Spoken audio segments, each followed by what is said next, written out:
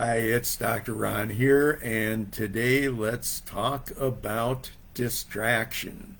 Now, all of us know that distraction can be a negative, that if it keeps us from doing things that are meaningful, if it helps us to avoid situations, distraction isn't really helpful in circumstances when it creates avoidance, when it enables us to procrastinate, when it results in us not using our best efforts to accomplish something that is ultimately going to have to be accomplished.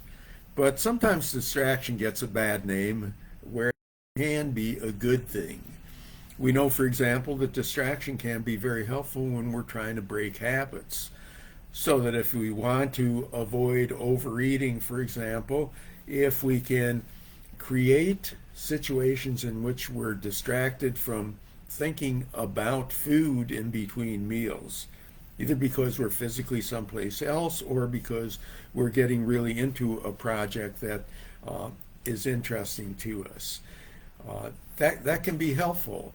If somebody is trying to quit smoking, uh, then again, having healthy activities to compete with the times that they would be smoking, that can be very helpful too. Same thing with drinking. If you can avoid environments where alcohol is served by choosing other activities and places that can be uh, comforting, positive for you, and distracting at the same time, that can be helpful.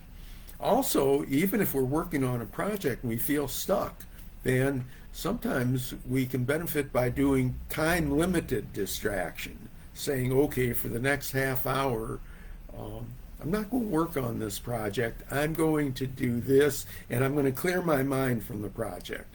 I personally have found that sometimes coming back to it after a while has been productive. So distraction can be helpful in that regard. Uh, if I or anybody else finds themselves over worrying, rather than create more anxiety for ourselves and assuming that the over worrying is not productive, as it is most times not productive, um, creating a distraction, being able to get into some other activities, losing ourselves in a chapter of a book, a TV show, a movie, a walk, whatever it may be, could be very helpful both in rejuvenating ourselves, rejuvenating too, but rejuvenating ourselves while also eliminating some of the overthinking that is not productive.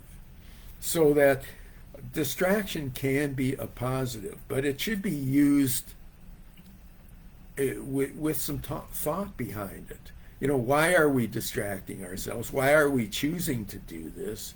Is it avoidance, or is it something that will free us to be more productive in the future, or is it something that will enable us to break a bad habit or contribute to breaking a bad habit while perhaps learning a new activity? So there are positives about distractions, but I think we all have to keep in mind the fact that it is not a strategy for moving forward. In general, it's an adjunct to what you're trying to accomplish.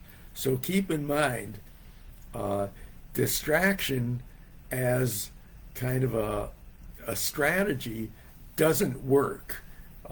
If we're talking about it as being a strategy that's going to be an ongoing thing, surfing the web, checking emails, uh, watching lots of mindless TV, that doesn't produce change.